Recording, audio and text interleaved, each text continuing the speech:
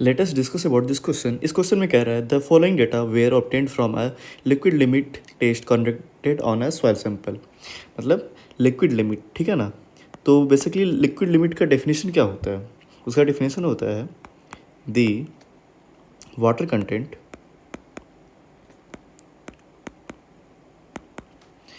corresponding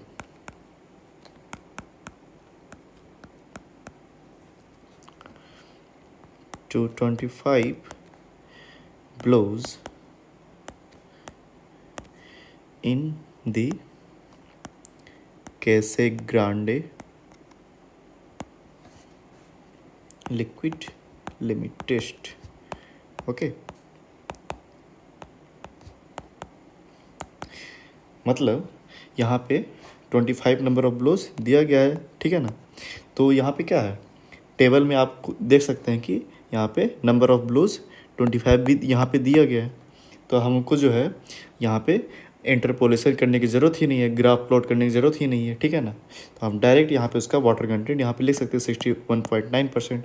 तो हमारा जो आंसर होगा वो 61.9% होगा, ठीक है ना। अगर नहीं दिया रहता तब हम लोग water content versus log N का ड्रॉ करके इंटरपोलेशन करते, ठीक है ना। तो उस तरीके से हम निकालते वाटर कंटेंट कितना होता, ठीक है।